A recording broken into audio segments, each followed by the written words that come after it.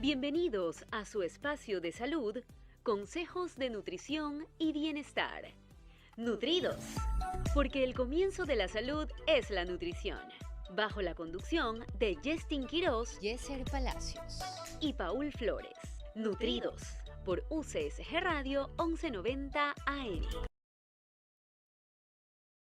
Hola a todos, estamos aquí de vuelta un viernes más, como todas las semanas, acompañándolos en este abordaje de temas sobre alimentación y su relación con la salud, de una manera lo más aterrizada posible y también con temas interesantes que van a la par, como lo hemos tratado también a nivel de actividad física, entre otros que van también a sumar al contexto de bienestar integral. Y hoy no es la diferencia, hoy me acompaña Rosana. Bienvenida, ¿cómo estás? Hola a todos, feliz viernes. Bueno, aquí en un programa más de Nutridos, felices. Vamos a tratar de un tema muy interesante. Bueno, hoy faltaron, Yacir y Justin, pero igualmente aquí estamos para presentarles otro de los interesantes temas que tratamos los viernes. Hoy vamos a tratar dos temas, vamos a partir el programa en dos temas. El primero de ellos es algo que en lo que normalmente caemos muchos, y tanto como profesionales, como clientes, como pacientes y el público en general, que me parece súper importante considerarlo, y por eso es que lo hemos traído acá, como es el efecto Dunning-Kruger. ¿Qué es esto? Que no sé si es que les suena, el efecto Dunning-Kruger. Primero, ¿quiénes fueron Dunning y Kruger? Son dos psicólogos, David Dunning y Justin Kruger, que en 1999 hacen una investigación con relación a qué es lo que genera que las personas que no tienen una capacidad sobre un tema o una competencia sobre un tema, como por ejemplo típico la persona que está viendo un partido de fútbol y ya está corrigiendo a los jugadores como director técnico, ¿no? O también con la política y en la nutrición. También es algo que se da Muchísimo, muy a muchísimo. menudo. En cuestión de, y que lo vivimos bastante en pandemia, o sea, cuando no tengo una competencia o no tengo un criterio sobre el tema, tengo mucha confianza de saber sobre lo que estoy hablando. Y esto es lo que estudiaron en 1999 los psicólogos David Dunning y Justin Kruger en una investigación titulada Inexpertos e Ignorantes. Cómo las dificultades para reconocer la propia incompetencia conducen a autoevaluaciones infladas. Generando un gráfico súper interesante. No sé si nos puede ayudar con la primera imagen para verla, donde se van a tocar 5 puntos dentro de este gráfico, que para las personas que no van a poder verlo, desde el canal de YouTube y el canal de Facebook de la radio, háganse la imagen de como que se estuviesen viendo una campana invertida. En la parte más alta de la campana tendríamos el nivel más alto de confianza, pero la más baja competencia. Y en este punto es en el que se lo considera como el monte de la ignorancia, lo llamaban ellos, ¿no? Ya que en este punto es donde tengo mucha confianza sobre el tema, como por ejemplo, llevémoslo, Rosana, a la alimentación. Las personas que piensan que el nutricionista solamente maneja cuestiones de peso, el que cuando le das una tarjeta te dice, pero que me vio gordito, me vio gordita, o sea, ya eso te hace ver, digamos, un poco el contexto sobre el tema de esa persona. Y es cuando no soy consciente de que no sé sobre el tema. Entonces por eso tengo mucha confianza.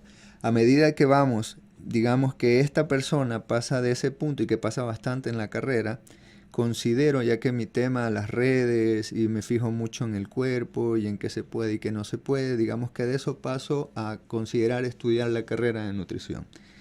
Y en el pre me doy cuenta que, oh, sorpresa, ahí hay biología, hay muchas otras materias a más profundidad, tengo que saber sobre la célula, y me doy cuenta que ya comienzo a dudar un poco de que sé sobre el tema, ¿no? Ese punto llega a bajar a medida de que aumenta la competencia. Ya digamos que estoy a un año de egresar, estoy viendo las últimas materias, y ese punto se lo denomina, bueno, el anterior venía del monte de la ignorancia, la caída del despertar, donde hay un descubrimiento de la amplitud y profundidad del tema. El inicio de la inseguridad, como les comentaba, llegamos al punto más bajo, donde es el valle de la desesperación, donde existe un punto de inflexión. Aquí es cuando normalmente en el ejemplo que hemos considerado, es cuando ese estudiante se pone a, digamos, se cuestiona si en realidad tiene madera o no para terminar siendo nutricionista, Claro. o si se equivocó. Y bueno, ese es el punto de inflexión donde abandona o comienza el crecimiento. Entonces, ese estudiante termina su pregrado, tiene su licencia, se vuelve un licenciado, un nutricionista, dietista, y comienza a subir su nivel de confianza cuando ya pasa de la nutrición general, por decirlo así, a ya coger una línea, se tema podría más decir, con un específico, tema más claro. específico, como una maestría o algo así. Esto es lo que se denomina el camino del crecimiento o el camino del saber, donde hay y donde es necesario para esto un cierto nivel de confianza, de esfuerzo y de constancia, ¿ya? Y el punto que no llega al nivel de confianza, que el punto 1 del monte de la ignorancia, que es la meseta de los gurús, es cuando ya esa persona alcanza un alto nivel de competencia y de confianza, pero sin embargo a ese nivel lo que siempre se suele ver es un nivel de humildad, porque dicen, no, o sea, es demasiado el contexto, podría ser PhD, podría ser investigación, pero no me la sé tanto. Y el gurú no es porque se lo crean ellos, sino porque es lo que se le da como feedback alrededor. Entonces, esos son, así a breves rasgos, los niveles con los cuales se considera este efecto, el Dunning-Kruger, y que también ha sido, digamos, considerado en muchos podcasts que ustedes podrán escuchar sobre el tema, si quisieran ahondar en el mismo. Hay bastantes datos con relación a ese reconocimiento de las limitaciones, que vendría a ser a medida de que mientras más estudio sobre algo, menos confianza tengo porque soy consciente de que es muy profundo, y mientras menos, digamos, formación tengo, soy un poco más, digamos, Más confiado, limitado, ¿no? para eso. Incluso ya lo decía en una frase, una de las frases de Bertrand Russell, como es que el problema del mundo es que los estúpidos están seguros de todo y los inteligentes están llenos de dudas. Y se ve Total. mucho, Es sobre muy todo, cierto, ¿no? sí, eso, y las redes sociales, ¿cómo tú lo ves o qué tanto tú crees que esto es aplicable a redes sociales o a las mismas burbujas que se vuelven con relación al mundo del fitness y de esta idea de, de que tenemos unos espacios donde todo el mundo opina? Claro, realmente en redes sociales se ve bastante justo a las personas que caen en ese efecto Dunning-Kruger, porque probablemente no son personas que sepan del tema a profundidad, sino que tienen un conocimiento muy general, entonces lo empiezan a difundir y las personas también empiezan a receptar esa información y a decirla a otras personas. Y así es como también lo hemos dicho en otros capítulos, que la información se va difundiendo de una forma que realmente no es la adecuada. Entonces sí, es algo que es realmente interesante, ¿no? Cómo pasa y de hecho en nuestro medio bastante. Por eso la importancia de poner estos filtros y de buscar también el rigor de la información que estoy, a la cual estoy accediendo, ¿no? Sobre todo si es que hablamos en el tema que nos compete a nosotros, que es la parte de la salud, donde pueden generar, digamos, más mitos, más confusiones, incluso más, digamos, más volumen de información que muchos pacientes. Tú escuchas, o la gente en general, dices que unos dicen que se puede comer tal cosa, otros dicen que no Claro. se puede, y hay mucha información que se contradice, y por falta de filtros las personas piensan de que no saben a quién tienen que escuchar, si es el que tiene más seguidores, que no siempre es el que tiene más formación, Total. porque no estamos hablando de, por ejemplo, algo profesional como un LinkedIn donde tú puedes ver currículos, sino que solamente nos Es fijamos como un perfil, ¿no? como un Es perfil algo de muy TikTok o de Twitter superficial. donde vemos por número de seguidores, y incluso a esto se suma que las marcas que hacen de que este También tipo de contenidos auspician, ¿no? auspician también considerando el número de seguidores y más no el rigor de conocimiento que de tengan las la personas. información a la que estamos accediendo. Eso... Claro, Paul, disculpa la interrupción, te quería hacer una pregunta. De hecho, yo creo que en tu formación como bueno profesional, realmente has visto muchos pacientes que vienen con creencias a la consulta, entonces intentan como debatir. ¿Te ha Es, pasado eso?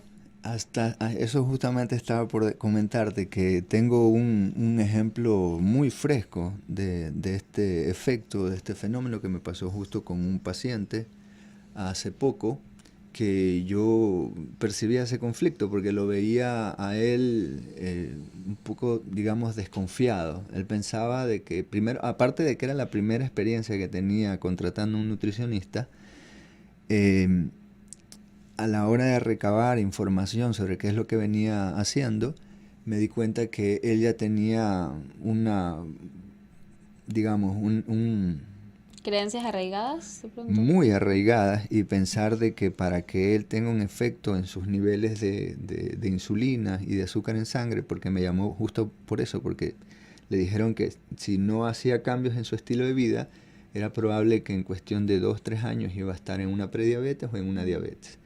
Y estamos hablando de un paciente de 72 años más o Claro, menos, y adulto ya mayor, y un profesional, estoy hablando de un paciente de San Borondón, frente a Plaza Lagos. Entonces tampoco es que era una persona que no tenía estudios, era una persona que, si hablamos a nivel de exitosa, a nivel, digamos, por ese lado, ¿no? Claro. Pero sin embargo, eso hacía de que tenga más confianza, porque él decía, bueno, yo soy exitoso, tengo dinero y bueno, y también soy mayor.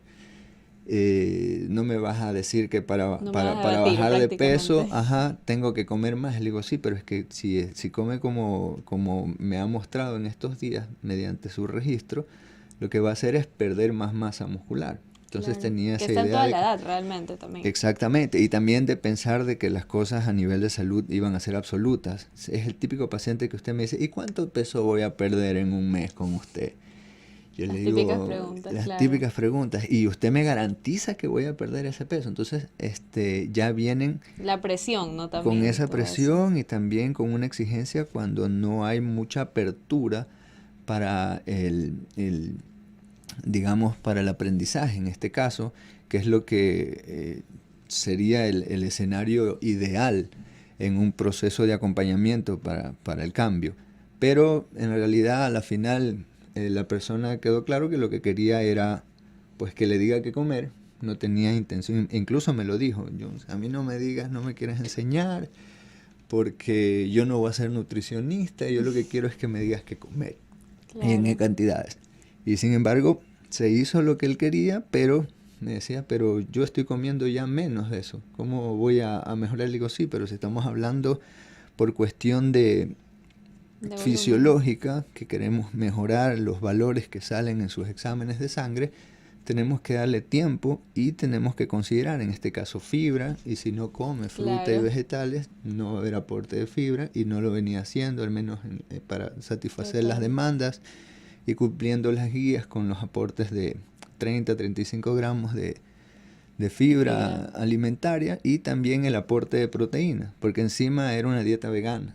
Entonces era una dieta restrictiva por donde la quieras ver, por grupos de alimentos, y restrictiva también por las porciones, por las cantidades. Okay. Entonces, ese ejemplo, como le decía hasta hace un momento, lo tengo bastante fresco. A la final, el paciente terminó desistiendo, y bueno, yo lo invité a que considere, o sea, que no desista, que si bien ya no trabajó conmigo, que siga buscando el apoyo de un profesional, y de que hasta el último le recomendé que sea un poco paciente con el proceso, que las cosas a nivel de salud, sobre todo a nivel de alimentación y de estilo de vida, no es muy inteligente buscar resultados rápidos, porque para resultados rápidos las estrategias tienen que ser muy, muy agresivas, y mientras más agresivas son, menos tiempos duran. Entonces, cualquier resultado cualquier resultado que logre lo va a perder al mediano plazo, ni siquiera al largo. Y bueno, Ahora Lo dejamos sí, ahí hasta el corte que vamos a regresamos. corte, ya regresamos.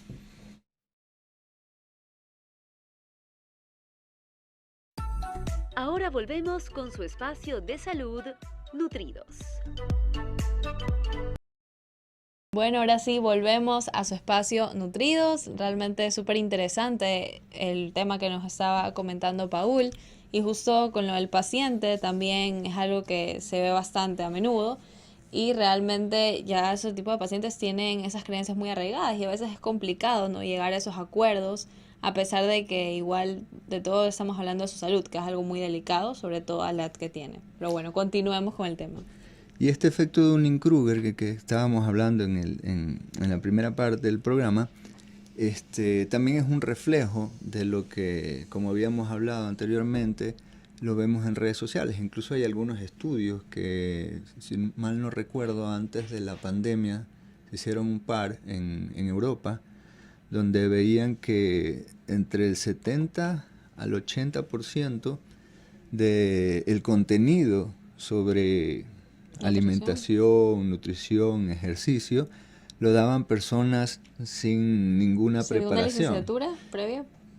Menos que licenciatura, claro, sin ninguna formación profesional, Claro. sin una licencia para Al menos en tercer hablar de nivel, esos temas. ni con Exactamente. Entonces, si eso es lo que consumen el 70 al 80% de las personas en redes sociales, es de esperarse que vayan a ver resultados, digamos, en la parte de ese estrés, esa alimentar esa cultura de la inmediatez, del que lo quiero ya rápido, y también de Total. el pensar, el versus de la dieta tal, por ejemplo, la dieta vegana, o la dieta carnívora, o la dieta cetogénica, o el ayuno intermitente, buscar una solución para todas las cabezas. Se crea este culturismo donde tienes una cultura keto, una cultura fasting, y lo que genera es en las personas que no se van hacia la una o ni hacia la otra, es como que van a pensar de que si no escogen una no lo están haciendo bien, Total.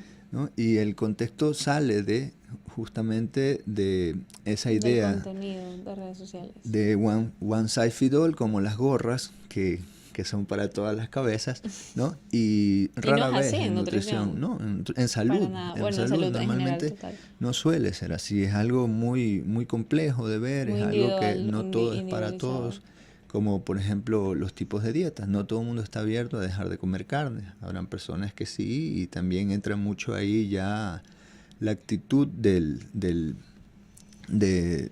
la persona, la actitud del paciente cuando está siendo acompañado.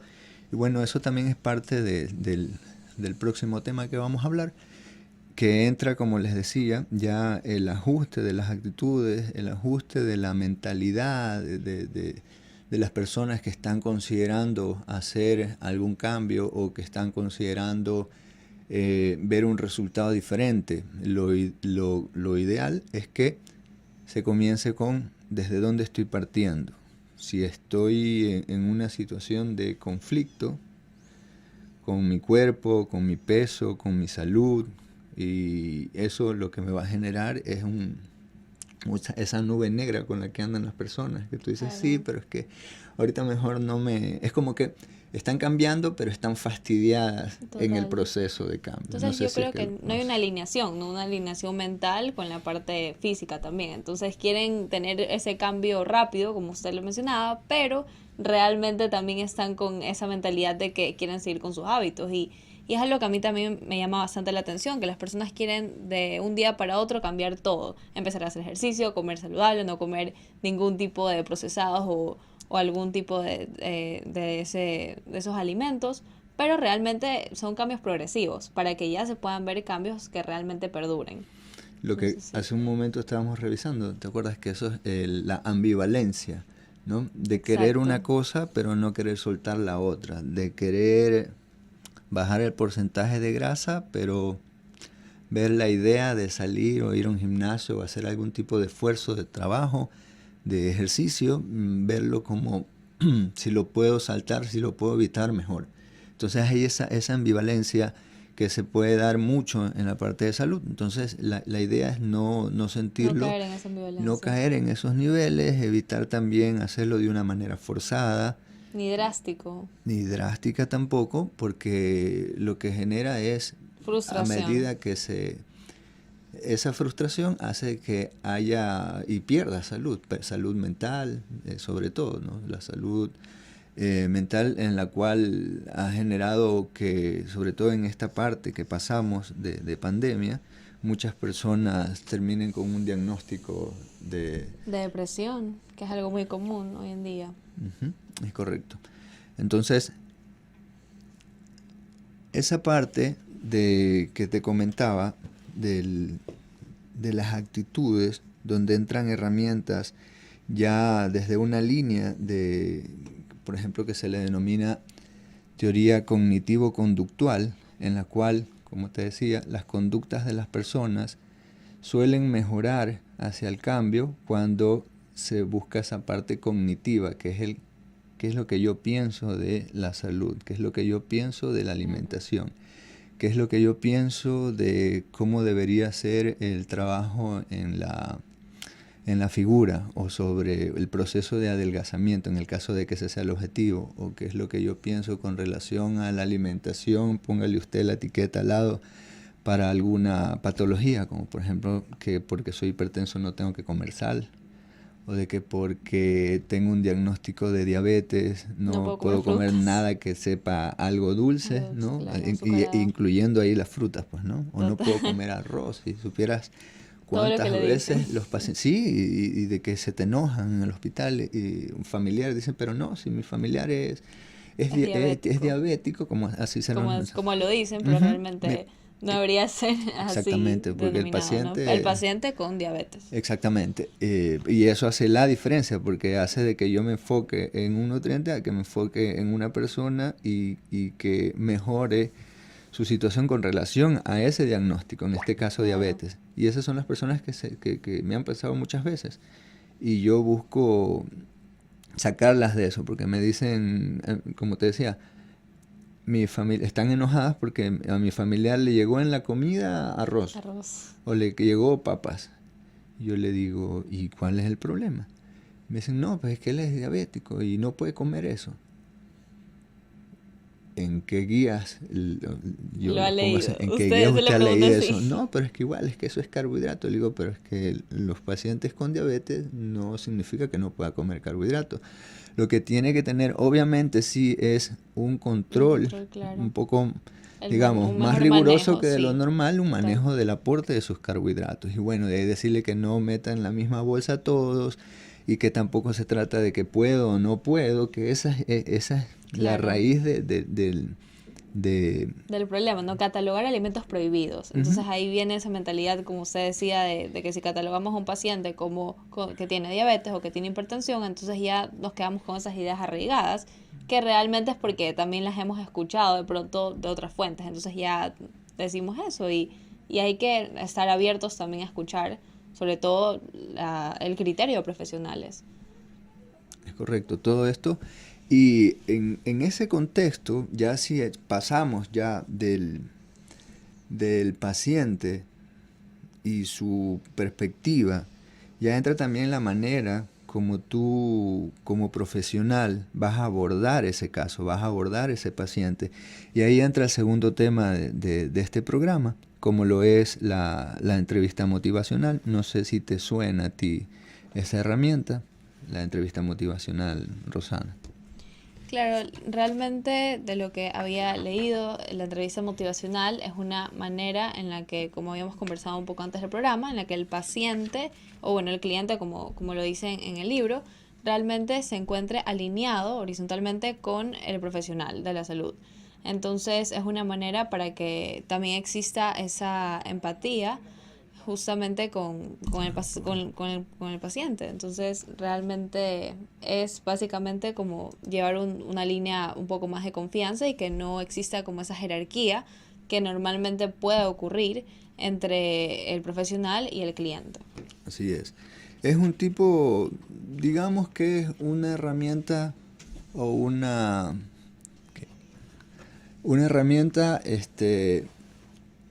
no sería herramienta, una estrategia de comunicación, es un tipo, y dentro de este contexto, como ya venimos hablando, de la misma situación en la que caemos en el error de tener mucha confianza sobre un tema del cual no somos muy competentes, pasar a un proceso en el cual ya, digamos, pasamos a desconfiar un poco de nuestro nivel de entendimiento sobre el tema y buscamos apoyo, ahí es donde ya podemos hablar sobre un modelo de cambio, donde el más utilizado hoy en día y va de la mano de la herramienta como es la entrevista motivacional, de la cual vamos a seguir conversando, pero sin antes considerar este modelo transteórico del cambio de Prochaska y Di Clemente, donde considera el cambio como un proceso, no algo de la noche a la mañana y que no se salta de A a B, sino que es un proceso más bien de tipo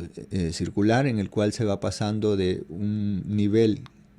Ellos manejan 6 etapas, como es la precontemplación, que sería el aumento de la duda, donde el paciente no es consciente de los riesgos y los problemas de su conducta actual. Y ese es, por ejemplo, el paciente fumador, que no considera para nada ningún consejo, que para él su conducta no representa ningún riesgo. Eso sería la precontemplación. ¿Y qué crees tú, Rosana, que podrías hacer ahí como profesional? Realmente yo creo que podríamos, bueno, hablar con el paciente y comentarle el tema de los riesgos, que probablemente ya los conozca, y también abarcarlos un poco más con su situación actual. Y probablemente ya tenga algunos de los efectos del tabaquismo, de pronto tenga un poco de tos o de pronto a veces se ahogue un poco al hablar. Entonces, más bien como decirle los cambios que puede tener si es que progresivamente va dejando el cigarrillo. Muy bien. Y eso es lo que normalmente se suele caer, se intenta hacer, pero rara vez se tienen buenos resultados. ¿Por qué? Porque en la etapa de precontemplación es cuando el paciente se puede decir que está cerrado al cambio. Tiene como su única verdad. O no ve como necesario el cambio. ¿Por qué? Porque no ve un problema en sí. Grande. Exactamente. Ese es el paciente de que de algo me debe morir. ¿Ya? Entonces pasamos de esa etapa de precontemplación, es la que en realidad muy poco se puede hacer, no es un momento, no es una etapa en la que se pueda, digamos, acompañar o hay una apertura necesaria como para tener un buen resultado a mediano o largo plazo. Pasamos a una etapa, la siguiente, la que ya es llamada contemplación. En esta etapa de contemplación, donde se evocan las razones para el cambio y los riesgos de no cambiar, ahí sí entraría a aumentar la autoeficacia para el cambio de la conducta actual, ¿no? En esta contemplación es cuando ya la persona dice, bueno, no, sí, la verdad es que ya entra conciencia. Por ejemplo, siguiendo con el ejemplo del tabaquismo, ¿no? Del tabaquismo, ese es el paciente que por ser fumador, pasó muy mal el COVID. Claro, y ahí ya se ven los efectos, ¿no? Exactamente. Los vive, entonces totalmente. Ya por lo menos considera que el cambio de conducta sí lo podría llevar a una mejor situación de salud, ya sea por una motivación de él o de su entorno. Entonces ya es un paciente con el que podríamos de repente trabajar, ¿no? con ciertas estrategias. Referirle como familiar, sabes que busca apoyo, busca ayuda, ¿no? Claro.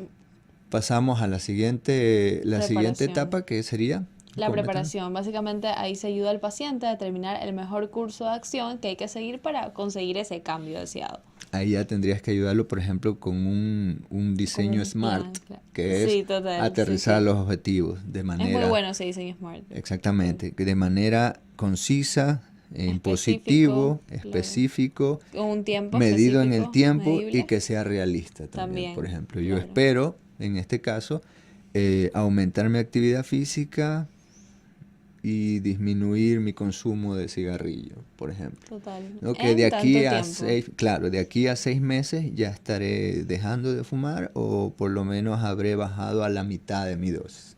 Total. Entonces ya le estoy poniendo un tiempo, ya estoy aterrizando explícitamente y es en positivo. Estoy diciendo qué es lo que quiero hacer, no es lo que no quiero hacer, ¿no? Claro. Entonces esa parte es donde ya podemos entrar a esto. ¿Ya? Pasando de la preparación, el siguiente motivo ya es pasar a la acción. Ya es cuando ya tuvimos una planificación, ya es cuando comenzamos a poner en marcha y a llevar un seguimiento del plan. ayudar al paciente a mantener cada uno de esos pasos que lo van a llevar allá al siguiente nivel, que es lo que esperamos todos a mediano y largo plazo, que es el mantenimiento, o cuando ya ese paciente prácticamente se puede decir que se ha habituado a ese nuevo comportamiento, sí. ¿no? De decir, no, bueno, si yo me levanto a las 4 de la mañana, entonces ya sé que 10 de la mañana tengo que estar ya en mi casa descansando. Pero también tenemos un problema, ¿no? Puede haber una recaída. Y siempre lo suele. Es raro que no la haya, siempre, más bien, ¿no? Porque viene también el peso del viejo hábito, del comportamiento. Habitual por tantos años, ¿no? Entonces es muy complicado de un día para otro dejar un hábito que se ha mantenido por tanto tiempo y que de pronto emocionalmente hasta el paciente lo mantiene atado a eso. Exactamente. Entonces, ¿cómo nosotros evitamos esa recaída o ayudamos de pronto a reconfortar al paciente? Ahí lo que hay que buscar primero es evitar juzgar y también caer en la parte de la culpa, ¿no? Y de pensar de que porque tuvo una recaída ya se echó a perder todo el proceso, ¿no? Es parte del proceso mismo las recaídas, ¿no? Claro. Entonces ahí lo que se busca es renovar el proceso de contemplación y también volver a comprometernos. Bueno, pero lo dejamos hasta ahí, hasta el próximo corte. Seguimos. Sí. Ahora volvemos con su espacio de salud, Nutridos. Presentando su espacio de salud, Nutridos. Ahora sí regresamos a su programa Nutridos y justo estábamos hablando aquí con Paula acerca del tema de la recaída, que realmente nosotros sabemos que un proceso no es lineal, que es básicamente como una montaña rusa, ¿no? Que tiene altos y bajos, pero lo importante es que se mantenga y que realmente también el paciente sepa que puede igualmente volver a empezar con ese hábito que quería dejar. Y bueno, recordándoles también a todos los que nos ven y nos escuchan que pueden compartirnos sus inquietudes, observaciones y saludos al número de WhatsApp de la radio, que es el 0998 21 21 17. Esperamos su aporte también, que nos suma bastante como equipo. Entonces, bien, Rosana, como comentábamos antes del corte, habíamos considerado, como para resumir un poco, el proceso de cambio como un proceso y no como un acto, y que incluso Prochaska y Di Clemente ya en los años 70, 80 generan este modelo transteórico donde considera el cambio como un proceso que pasa por 6 etapas, ¿no? Desde menos motivación a más motivación, ¿no? Pasando por una precontemplación, que es el paciente que hablamos de manera muy sencilla, que es el que está cerrado al cambio, no ve problema, entonces para él cualquier digamos intento de ayuda va incluso hasta ofenderlo, ¿no? Hasta ser un fastidio, y pasar de precontemplación a una contemplación donde normalmente ya hay algún tipo de conciencia muy vaga, pero cierto nivel de conciencia de que probablemente algo que hago o que estoy dejando de hacer me está haciendo pagar precios que probablemente me parezcan muy altos, ¿no? Como en este caso, llevándolo a la salud, consideramos el ejemplo del tabaquismo, ¿no? Entonces cuando ya probablemente diga, no, me pasó mal, una neumonía, tuve una hospitalización, necesité oxígeno y me quedé endeudado por eso. Y me dijeron que si no dejaba, probablemente eso iba a darse a repetición algunas veces al año. Entonces ya pasar de esa actitud cerrada a ya considerar en algún momento pedir ayuda, ¿no? Pedir apoyo. Y de esa precontemplación, pasando por la contemplación, la siguiente etapa sería ya la preparación, donde ya comienzo a preguntar, bueno, al médico, ¿qué tengo que hacer? ¿Qué me compro? Ese es el típico que te pregunta, oye, ¿y qué me tomo para eso? Ya eso ya se podría considerar que es un paciente que está... Ya está consciente, ¿no? Exactamente, está buscando preparar un entorno para su objetivo, aunque no lo haya todavía terminado de aterrizar, que ahí es cuando entra la preparación, cuando entra el objetivo y ayudar como profesional, y en este caso un médico o un psicólogo, en el contexto de las adicciones o de las conductas conflictivas que generan efectos en la salud, pasar a la acción, donde ya el paciente da los pasos, ya saca esa cita, ya empieza a generar cambios, ya comienza a, digamos, a hacer ajustes con relación a su alimentación, a su sueño, ya buscan un nutricionista, en el caso de la alimentación también. Y en esta etapa de acción, lo que tenemos que buscar es que no dejarlo al paciente, seguir acompañándolo, pero también dejando que ponga de su parte, que aprenda haciendo y que no generar tampoco esa dependencia. Sensación de culpa también Y también la mencionaba. sensación de culpa, ¿no? Y ahí lo que se busca es que con el tiempo, mediano o largo plazo, para los que nos escuchan, estamos hablando de 6 meses a 3 años, porque si hablamos de estilo de vida, esperamos que sea de por vida, entonces que la mayor parte del tiempo se estén cumpliendo con esos objetivos. Que viene la etapa de mantenimiento, donde ya lo que se busca es formar un hábito saludable, ¿no? Y como dentro de eso también habíamos hablado de la recaída, que es normal.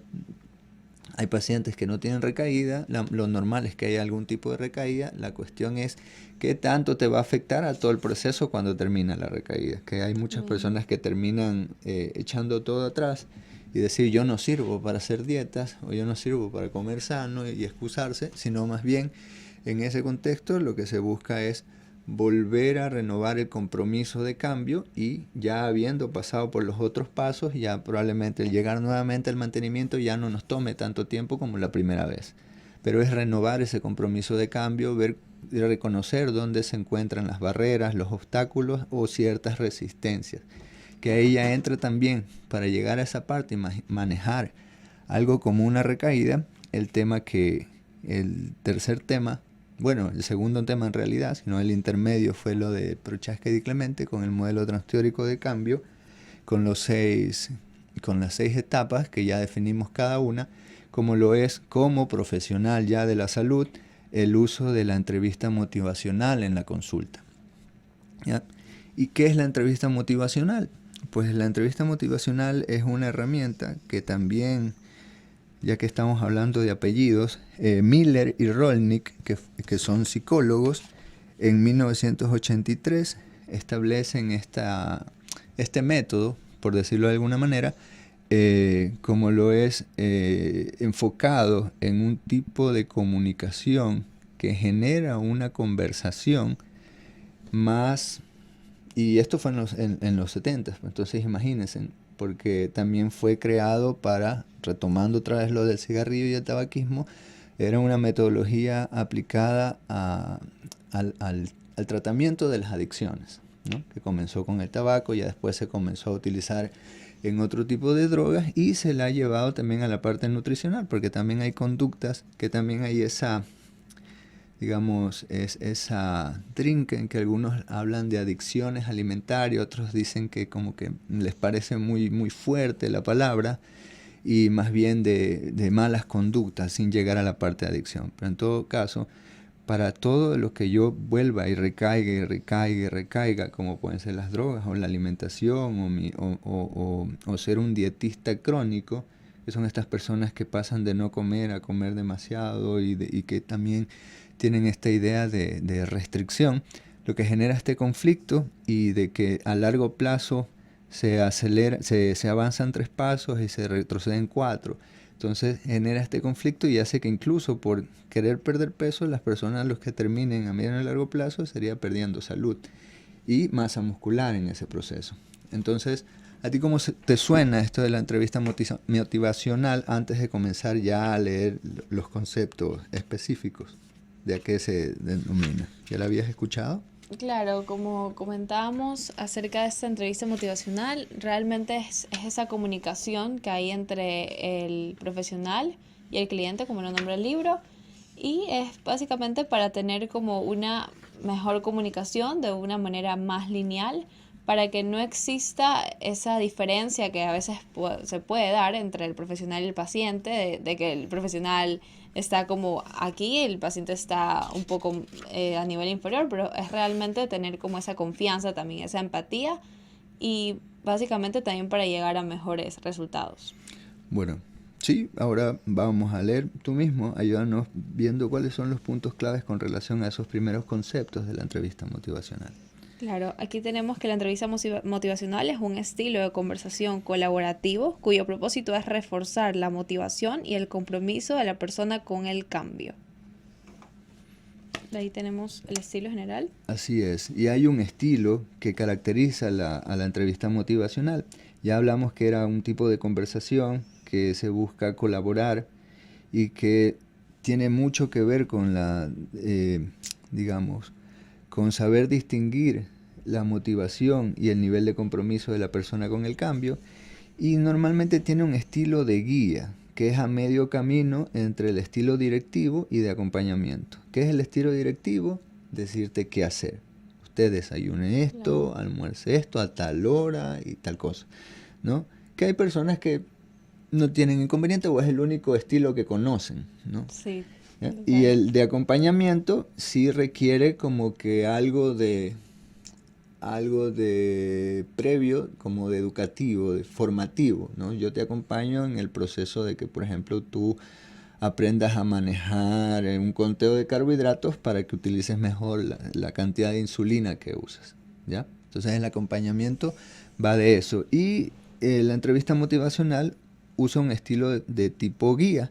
Y una parte súper importante es que considera y trabaja mucho con el paciente a que sea consciente de su ambivalencia, que es un elemento normal del proceso de preparación para el cambio y que se trata de un estado en el que la persona puede quedar atrapada durante un cierto tiempo entre querer una situación diferente con relación a su salud, a su imagen, ¿no? Pero no querer pagar los precios, como levantarte más temprano, manejar de repente una agenda y sacar espacio para salir a caminar o a ir a ese gimnasio, dependiendo ya la estrategia. Pero esa ambivalencia es una de las cosas que siempre se consideran y también que vamos a estar detrás de eso para que el paciente sea consciente de la misma y ayudarlo a que no se quede en ese bucle, ¿no?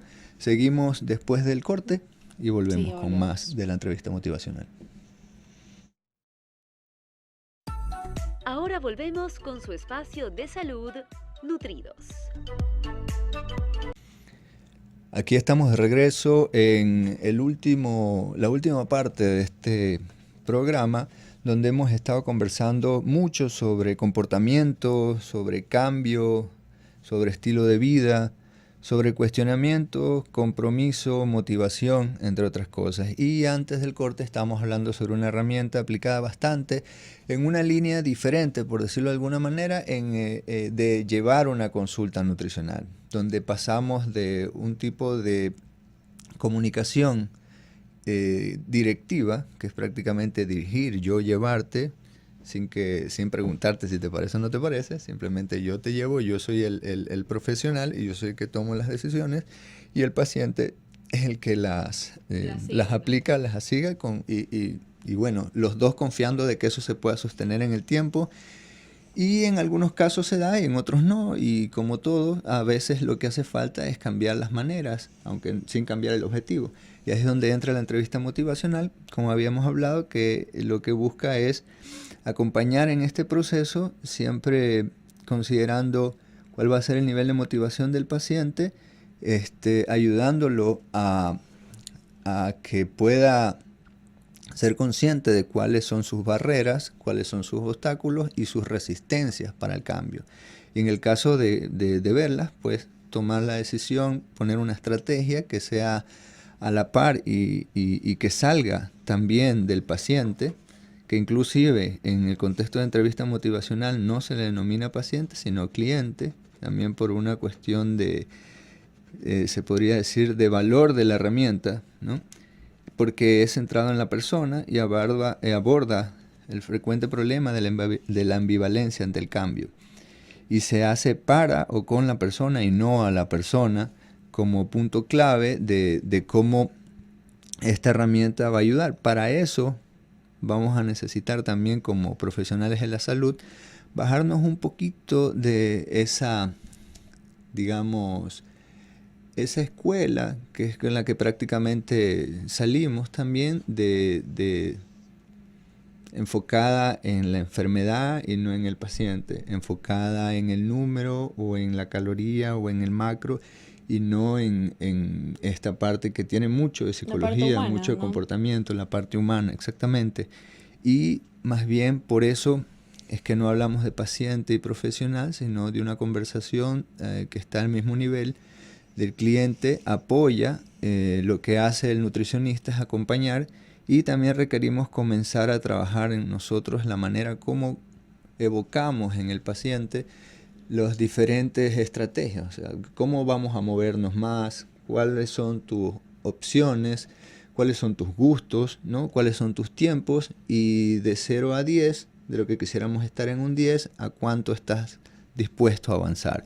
Y para eso es importante también manejar algunas herramientas como es la escucha activa, el poder aterrizar algunos de los objetivos y llevar ese seguimiento de una persona que pueda estar pasando por estas diferentes etapas, y también siendo muy asertivos con la manera de comunicar en los pacientes. No sé si has tenido tu experiencias por ese lado. Realmente muy pocas, pero sí he también vivido muchas veces cuando realizamos prácticas y tenemos ese contacto con los pacientes, que realmente ellos ya vienen con ciertas creencias arraigadas y aparte con hábitos que los han tenido por muchos años. Entonces yo sí creo mucho en la parte de la negociación con el paciente y también de no sentirnos nosotros como profesionales superiores a pesar de que de pronto tengamos más conocimiento, o bueno, es más, tenemos más conocimiento que los pacientes porque hemos estudiado la carrera, pero realmente también darles esa oportunidad a que ellos también vayan escogiendo sus cambios, como llegar a esas pautas para que puedan ir viendo también los resultados que van teniendo. Entonces yo creo que es realmente tener esa empatía y entender a los pacientes, no hacerlos de pronto sentirse culpables, porque muchas veces los hábitos que han tenido han sido por diferentes etapas de sus vidas, y es algo que también hemos venido abarcando bastante en el programa acerca de la parte emocional. Y es por eso que yo creo mucho también en el tema de que hay que tener un equipo multidisciplinario. Y aparte del nutricionista, que es una parte fundamental para cualquier paciente, realmente yo considero que todos deberíamos visitar a un nutricionista. También debemos tener alineada la parte mental. Entonces, para eso es muy importante también contar con un psicólogo. Por supuesto, y si bien vamos a estar aplicando, por supuesto, si bien vamos a estar aplicando herramientas creadas por psicólogos y también por médicos, no es que vamos a entrar en una línea de intrusismo por ese lado, no. Sino más bien ser conscientes de eso para abarcarlo también a la hora de abarcar una estrategia, abarcar el tipo de comunicación que vamos a llevar con ellos, y en base a esto podríamos considerar también que incluso si nos puedes compartir cuáles son esas 5 ventajas de aplicar la entrevista motivacional en la consulta nutricional. Claro, el fomento de la motivación, la resolución de ambivalencias, el aumento del compromiso. También tenemos motivaciones del paciente, sí, ¿verdad? Mayor interés del paciente. Mayor interés, del paciente. Y que también se basa mucho en la definición de los objetivos. Claro. ¿No? Los objetivos se definen, lo que sí se pueden ir ajustando son las estrategias. De repente una estrategia nos sirve o nos llama la atención. Se va cambiando, ¿no? Exactamente, o sea, yo tengo el mismo objetivo de mejorar el objetivo sí es fijo. Ese es fijo, la estrategia es la que puede ir variando. De repente yo quiero, antes de manejar porciones, yo insisto en que quiero aplicar ayuno intermitente. Claro. Entonces de repente el ayuno le doy unas 2 semanas y me doy cuenta que se me reactivó una gastritis que alguna vez tuve. Entonces probablemente lo que faltó o lo que falló no fue el aplicar el ayuno, sino que faltó en ese momento en el que vas a tener la alimentación una buena planificación, que igual se la podría aplicar indiferentemente si haya o no haya ayuno, la planificación de la alimentación mediante un criterio de porciones y frecuencias de consumo, que es como que las 2 herramientas básicas, si no quiero caer en la parte directiva, sino en el acompañamiento, es salir de esa idea de qué puedo y qué no puedo y cuándo puedo, o del cheat meal, ¿no? Del cheat meal, sí, muy interesante, eso debería ser hasta un tema. para tratarlo. Puedes de repente, si te parece, explicarnos así para las personas que de repente no entienden El término cheat meal, ¿a qué se refiere? Claro. Básicamente en español es como la comida trampa. Entonces es realmente nosotros llevar un estilo, bueno, un estilo de alimentación, por así decirlo, saludable, y que un día de la semana se consuma una comida que realmente no esté dentro del plan, no sea saludable, por así decirlo, ya sea una hamburguesa, un hot dog o algo que se antoje. Entonces eso las personas lo veían como una estrategia para poder así como romper esa parte de como romper la dieta, ¿no? Esos términos que se manejan bastante. O sea, sí, por supuesto. A muchas personas le va a ir bien, pero ahí ya depende qué tanto yo me manejo a la hora de tener esa comida la trampa. relación con la comida. Exactamente. ¿Sí? Y si es que, y normalmente la idea de cheat meal, como para terminar de aterrizar un poquito, o sumarle algo de lo que tú bien nos compartiste, suele ser un día a la semana, sí, ¿no? Si tienes, entonces, si un día a la ejemplo, semana un viernes, ajá, y de lunes a jueves yo me restringo mucho. No como fruta después de las 5, no como arroz, no como, entonces toda esa restricción puede hacer que el día, exactamente, toda esa restricción, toda esa angustia que puede generar en algunos casos, ¿no? Esas privaciones pueden hacer que ese cheat meal pueda echar por la borda todo lo que me forcé el resto de la semana. Entonces, aparte, alimenta la idea de prohibición. También, ¿no? como de restringir por bastante tiempo hasta ya llegar. Entonces, hasta llegar ese día, se mantiene toda la semana como con ansiedad, ¿no? El paciente está que no puede dejar de alimentarse de la manera como está en el plan hasta ya llegar ese día. Entonces, está como ese constante pensamiento, que yo creo que lo he visto bastante también, bueno, en redes sociales, como estábamos hablando, sí. de tener esto de que, ya, va a llegar el fin de semana y bueno, ya puedo comer eso. Entonces, y no se trata del puedo o no puedo comer, sino realmente en tener una buena relación con la comida y aparte también, como lo hemos abarcado en otros capítulos, la parte de educación alimentaria. Que el paciente la tenga por medio del profesional de la salud. Y aterrizado al paciente, en realidad lo ideal es que más allá de eso pueda pasar a una idea que, por ejemplo, si estamos hablando de peso, de adelgazamiento, es de saber el concepto de déficit calórico. ¿Ya? ¿Qué es un déficit calórico? ¿Cómo llega un déficit calórico? Porque hay muchas, ¿no? Lo ideal, recomendado para eso, pues es aumentar el gasto, ¿no? Y bajar el consumo de manera paulatina gradual y lo menos agresiva posible, ¿no? Entonces, en otras palabras, no es muriéndome de hambre, sino moviéndome más, para crear ese déficit, que es prácticamente tener entre 200 a 300 kilocalorías con un máximo de 500 para que se pueda sostener en el tiempo con relación a las que necesito. Por ejemplo, si necesito 2200, 2500 calorías, voy a manejarme entre 2200 y 1800 calorías para no tampoco tener algo agresivo, ¿no? No, algo agresivo. Y una manera interesante, y que por eso es que suelen funcionar como retos en las redes sociales, es, por ejemplo, el reto 0 azúcar. Sí, ¿no? Total. O 0 jugos. Entonces, el rato que no comes azúcar añadida, me refiero a esa, pues azúcar, panela, miel, todo esto, pues sí me voy a ahorrar unas cuantas calorías. Pero no quiere decir que el azúcar sea el problema. Sino incluso el azúcar puede entrar dentro de una alimentación saludable siempre y cuando haya ese criterio de cantidad, frecuencia, si en realidad lo que quiere. Y el azúcar no le viene mal a todas las personas, claro, en todas las circunstancias. Es muy necesaria en el caso de los deportistas. Claro, ¿no? sí. Para la recuperación de sus reservas energéticas como el glucógeno. Claro, el glucógeno muscular. Exactamente. Entonces, es ese criterio de aprender lo que a mí me funciona en base a mis circunstancias, en base a mi estilo de vida, bolsillo, estilo de vida, cultura, gustos y todo. Esa es...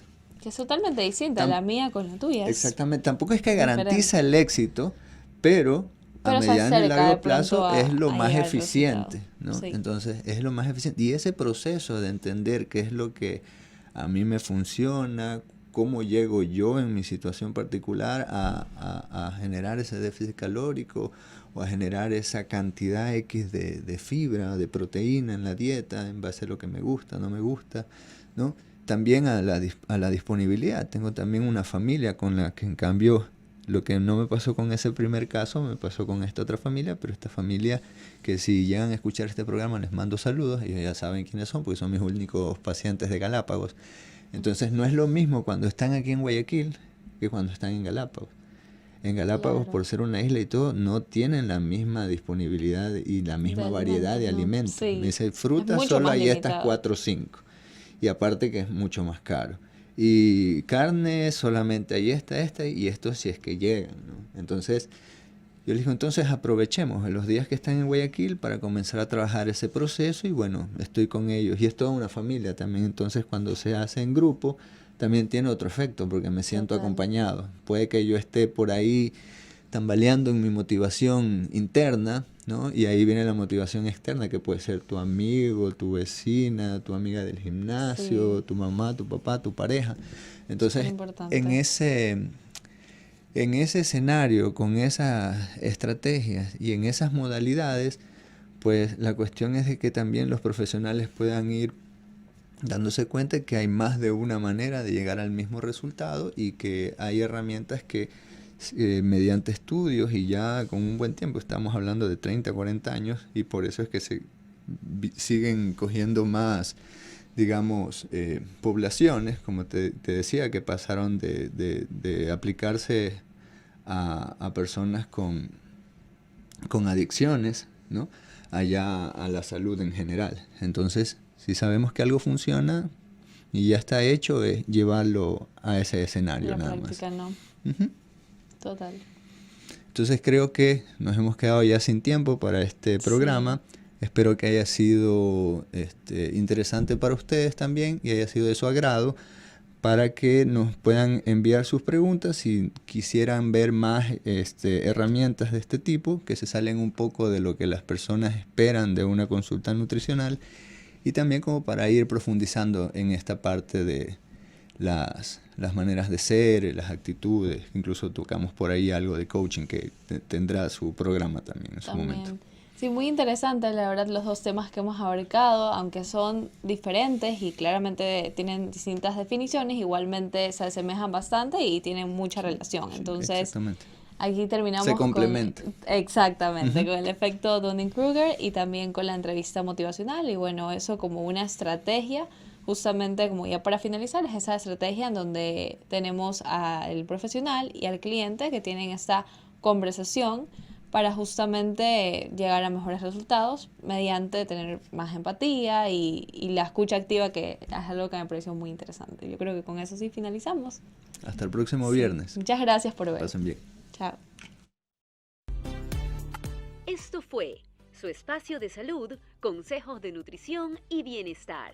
Nutridos, porque el comienzo de la salud es la nutrición.